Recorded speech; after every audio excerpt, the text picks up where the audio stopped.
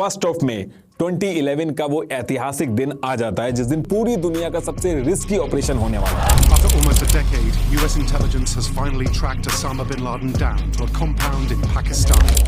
SEAL Team 6, a US elite special forces unit, is tasked now historic capture or kill mission. US और अफगानिस्तान का time zone अलग था तो इनके time में डिफरेंस था। यूएस में टाइम हो रहा था दिन के 1:22 ईस्टर्न टाइम और अफगानिस्तान में रात के 11 बजने वाले थे। और इसी स्पेसिफिक टाइम पे पनेटा और मैकरेवन इस ऑपरेशन को स्टार्ट कर देते हैं। यूएसए के टाइम के हिसाब से करीब 2 बजे इस टाइम पे ओबामा जो थे वो गोल्फ खेल के व्हाइट हाउस के सिचुएशन रूम में आके बैठ जाते हैं और हर चीज का अपडेट लेना स्टार्ट कर देते हैं। और वहीं दूसरी तरफ अफगानिस्तान में रात के 11:30 बज चुके थे और ओसामा रात में खाना खाने के बाद अपनी वाइफ और बच्चों के साथ ऊपर वाले फ्लोर पे सोने चला जाता है। ओसामा को बिल्कुल आइडिया नहीं था कि अगले कुछ घंटों में इनके साथ क्या होने वाला है। अब इसके बाद अफगानिस्तान का जो जलालाबाद वाला एयरबेस था जहां इतने टाइम से टीम वेट कर रही थी, तो एज पर प्लान 5 हेलीकॉप्टर में से एक हेलीकॉप्टर जो था CH-47 चिनूक हेलीकॉप्टर वो एज अ बैकअप वहीं रुक जाता है। बाकी के जो 4 हेलीकॉप्टर थे, 2 चिनूक और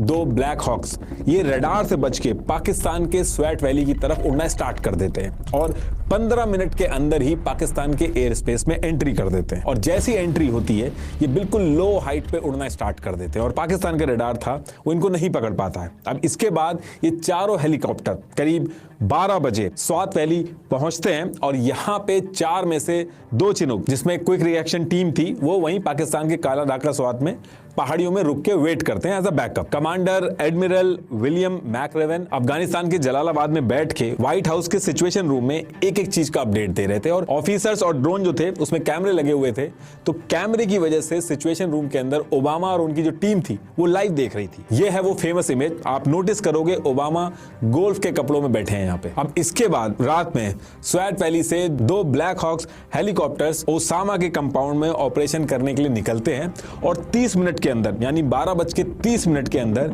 ये दोनों हेलीकॉप्टर ओसामा के कंपाउंड में पहुंच जाते हैं। ये जो आप देख रहे हैं ये उस पूरे कंपाउंड का लेआउट है, ये मेन गेट है, ये यहाँ पे ये लोग गार्बेज वगैरह जलाते थे, इस साइड इन्होंने सब्जी उगाई थी। ये इधर से मेन कंपाउंड में घुसने से पहले एक रूम पड़ता है, यहाँ पे इब्राहिम और उसकी फैमिली सो रही थी और इधर ये जो मेन कंपाउंड था इसके ग्राउंड फ्लोर पे अबरार और उसकी फैमिली सो रही थी।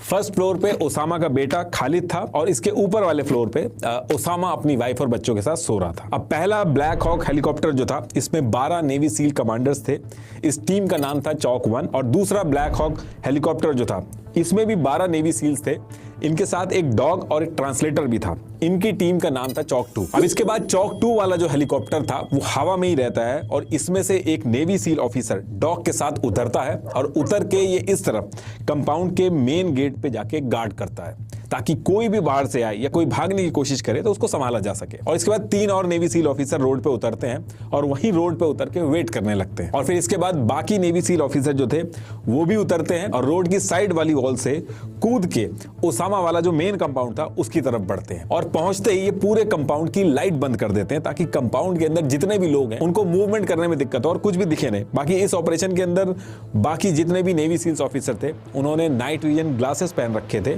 उनको साफ दिख रहा था। अब इसके बाद दूसरा हेलीकॉप्टर जो था वो इस साइड से उतरना स्टार्ट करता है लेकिन वो अपने ही बनाए हुए डाउनवर्ड एयर फ्लो में फंस जाता है जिसकी वजह से सेटलिंग विद पावर नाम का एक एरोडायनेमिक फिनोमेना हो गया था और हेलीकॉप्टर ने अपना पूरा कंट्रोल खो दिया था, वो अनस्टेबल हो गया था।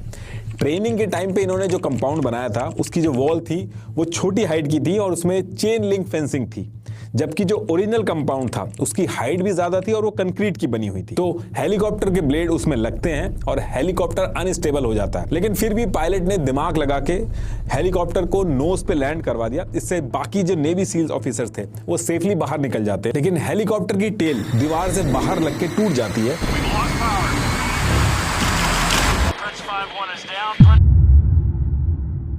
ये ओरिजिनल इमेज है उसकी। अब ओरिजिनल प्लान तो ये था कि जो 24 नेवी सील ऑफिसर्स हैं इनको ये दोनों हेलीकॉप्टर ड्रॉप करेंगे, उसके बाद थोड़ी दूर पे जाके जहां एक सीक्रेट और सुनसान इलाका था वहां पे जाके दोनों हेलीकॉप्टर वेट करेंगे और जब ये ऑपरेशन कंप्लीट हो जाएगा तो ये दोनों हेलीकॉप्टर वापस कंपाउंड पे आएंगे, नेवी सील ऑफिसर्स को लेंगे और चुपचाप निकल जाएंगे यहाँ से और किसी को भी नहीं पता चलेगा कि क्या हुआ। लेकिन जैसे ही हेलीकॉप्टर क्रैश हुआ तो प्लान चेंज करना पड़ गया और दूसरा हेलीकॉप्टर जो था वो वहीं रुक जाता है क्योंकि हेलीकॉप्टर क्रैश होने की वजह से जो पूरा ऑपरेशन था अब छुपाया छुपाया नहीं जा सकता था, क्योंकि अगले दिन यूएसए का क्रैश हेलीकॉप्टर जब लोग देखते तो समझ जाते कि यहाँ पे क्या हुआ है। कहने का मतलब यह है कि इस क्रैश की वजह से अब ये मिशन जो है वो सीक्रेट नहीं बचा था, अब दुनिया को पता चलना ही था कि यूएस ने यहाँ पे ऑपरेशन किया है, और इसी वजह से दूसरा हेलीकॉप्टर वहीं रुक जाता है। और जो ड्रोन था वो ऊपर से इस पूरे कंपाउंड के ऊपर मॉनिटरिंग करता है, और स्नाइपर्स जो थे वो भी अपनी अपनी पोजीशन लेके इस कंपाउंड को चारों तरफ से देख रहे होते हैं। इसके बाद पूरे एबटाबाद की लाइट चली जाती है। ये भी सीआईए के प्लान का एक हिस्सा था, ताकि ज्यादा विजिबिलिटी ना हो और लोगों को ज्यादा पता ना चले। लेकिन एक शोएब अतर नाम का आदमी जो कंप्यूटर पे काम कर रहा था, उसने उस टाइम अपने ट्विटर हैंडल रियली वर्चुअल से ट्वीट किया, helicopter hovering over Abbottabad region at 1 AM is a rare event. अब इसके बाद ये जो टीम थी इस तरफ से घुसती है और C4 एक्सप्लोसिव का यूज करके गेट तोड़ती है, फिर इस साइड जाती है। इसमें इब्राहिम और उसकी फैमिली थी और इन्होंने रूम अंदर से बंद कर रखा था, और सील टीम के मैथ्यू जो थे वो इस रूम के पास गए तो बंद रूम के अंदर से ही इब्राहिम ने गोलियां चला दी। इधर से नेवी सील भी गोली चलाते हैं और इब्राहिम मारा जाता है। और फिर जब इब्राहिम मर जाता है तो गेट खोल के इब्राहिम की वाइफ निकलती है, क्योंकि उसको डर था कि बच्चों को कहीं गोली ना लग जाए। बच्चे जो थे इन्होंने बोरियों के पीछे छुपा रखे थे। मैथ्यू अपनी टीम के साथ इन लोगों को वहीं सरेंडर कराता, बच्चों को भी वहीं रोकता है। उसके बाद अपनी टीम के साथ मेन कंपाउंड की तरफ बढ़ता है और C4 एक्सप्लोसिव का यूज करके दूसरा गेट भी तोड़ते हैं। अब जब ये मेन कंपाउंड की तरफ बढ़ते हैं, वहां पे ओनील की टीम ट्रांसलेटर के साथ मेन कंपाउंड की तरफ ऑलरेडी बढ़ रही थी। इस टाइम पे हेलीकॉप्टर पूरे कंपाउंड के चक्कर लगा रहा था, और ओसामा की दिक्कत ये थी कि ऊपर वाले फ्लोर पे खिड़की नहीं थी, तो वो चाह के भी नीचे क्या चल रहा है उसको कुछ भी नहीं पता चल पा रहा था। अब इसके बाद यहां से नेवी सील जो थी वो ग्राउंड फ्लोर पे पहुंचती है। यहां पर अबरार, उसकी वाइफ और 3 बच्चे होते हैं, और यहां से ट्रांसलेटर जो था वो अबरार को उसी की लैंग्वेज में आवाज मारता है, और फिर जैसे ही अबरार दिखता है अबरार को ये लोग गोली मार देते हैं। उसकी वाइफ को भी एक गोली लगती है, और सारे बच्चे और जितनी फीमेल थी कंपाउंड को उन सबको ये इकट्ठा करके एक जगह कर दे रहे थे। अब इसके बाद नेवी सील की टीम फर्स्ट फ्लोर पे पहुंचती है, जहां पे ओसामा का बेटा खालिद था।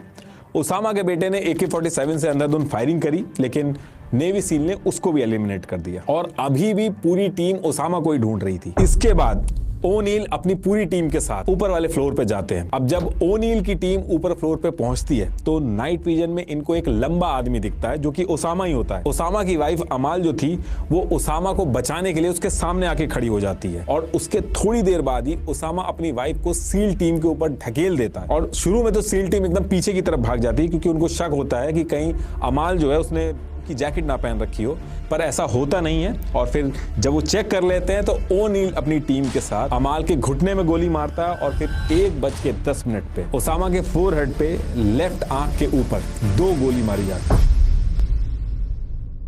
अब यहां से ओसामा मर तो गया था, लेकिन अभी भी सील टीम जो थी उसको कंफर्म नहीं पता था कि जो मारा गया आदमी है वो ओसामा ही है कि नहीं। नेवी सील ऑफिसर बीसन नेट ने बेड से एक चादर उठाई और ओसामा के मुंह को भी साफ किया, फोटो भी खींची और आगे भेजी। 15 मिनट तक यही सब चलता रहा, और ये कंफर्म करते रहे कि जो मारा गया आदमी है वो ओसामा है कि नहीं। इन्होंने ओसामा की हाइट भी नापने की कोशिश की, लेकिन मेजरिंग टेप जो था उसको लाना भूल गए थे। इसके बाद जो ट्रांसलेटर था वो ओसामा की बेटी सुमायान और मरियम से पूछा कि ये आदमी कौन है, तो मरियम तो झूठ बोल देती है, वो कहती है कि अब्दुल्ला बिन मोहम्मद है ये, लेकिन सुमैया जो थी वो सच बोल देती है कि उसका फादर ओसामा है। और फिर डबल कंफर्म करने के लिए तीसरी बेटी जो 11 साल की थी सैफैया, इससे भी पूछा जाता है, ये भी कहती है कि ओसामा है। और फिर ओसामा की दूसरी वाइफ खैरिया जो थी उससे पूछा जाता है, तो वो भी ये कहती है कि ये जो आदमी मारा गया ये ओसामा ही है। और तब जाके जो नेवी सील की टीम थी उनको कंफर्म होता है कि उन्होंने ओसामा को मार दिया। और फिर इसके बाद ये अफगानिस्तान में बैठे मैकरेवन को सैटेलाइट फोन से कॉल करके बोलते हैं जेरोनिमो इकिया। जेरोनिमो सीआईए की टीम ने ओसामा का निकनेम रखा था, और इकिया का मतलब enemy killed in action. Same चीज व्हाइट हाउस में भी बता दी जाती है। और इसके बाद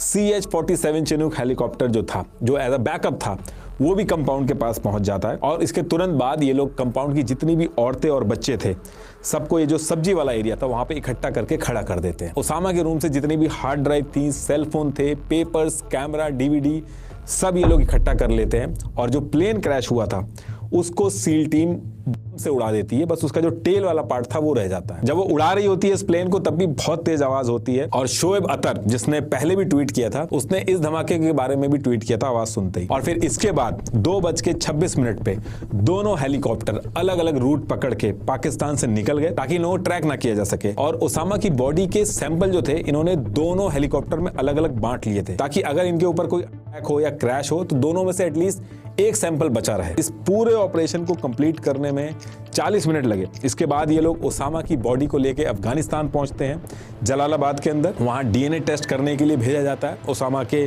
फैमिली मेंबर के डीएनए से मैच करने के लिए। और ओसामा के कपड़े वगैरह उतार के बॉडी वगैरह चेक करते हैं, उसके कपड़ों में से 500 यूरो मिलते हैं। और जब फिर एक्चुअल में कंफर्म हो जाता है कि ये ओसामा ही है, तो 11:35 पे ओबामा पूरी दुनिया को बताते हैं कि उन्होंने ऑपरेशन कंडक्ट किया पाकिस्तान के अंदर और ओसामा को मार दिया। United States has conducted an operation that killed Osama bin Laden, the leader of Al-Qaeda. ये जो स्पीच बोली थी ये भी ऑलरेडी प्रिपेयर्ड थी। और उसके बाद ये लोग ओसामा की जो बॉडी थी उसको V-22 एयरक्राफ्ट में डाल के मुस्लिम रिचुअल्स के साथ अरेबियन सी में डाल देते हैं। वहीं दूसरी तरफ पाकिस्तान में सुबह के 3:45 हो गए थे और सारी चीजें पता चल गई थी। पाकिस्तान के अंदर भी आर्मी वगैरह कंपाउंड की लोकेशन पे पहुंच गई थी। वहां से जो ओसामा की वाइफ और बाकी बच्चे थे उनको निकाल के एक पर्दे वाली बस में हॉस्पिटल ले जाया गया। और जब इंटेरोगेशन हुई तो पूरा सिनेरियो उनके बच्चे और उनकी वाइफ ने बताया कि उस रात हुआ क्या और 5 साल से कैसे वो यहाँ पे रुके हुए थे। ओसामा के रूम से जो फाइल मिली थी उसको जब CIA ने पब्लिक किया तो उसमें ओसामा ने अपने से रिलेटेड डॉक्यूमेंट्री वगैरह मंगा के देखी थी। तो वो कौन सी डॉक्यूमेंट्री थी वो आउट किया था। उसमें ओसामा जो एडल्ट कंटेंट देखता था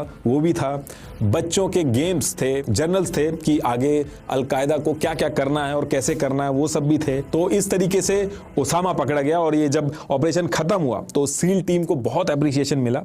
लेकिन इस पूरे ऑपरेशन को सक्सेसफुली तो सील टीम ने कर लिया था, लेकिन ये लोग मेजरिंग टेप ले जाना भूल गए थे। तो ओबामा ने मजाक उड़ाते हुए सील टीम को एक मेजरिंग टेप भी गिफ्ट दिया था। और फिर इस तरीके से यूएस ने दुनिया के मोस्ट वांटेड आदमी को 10 साल लगा के पकड़ा।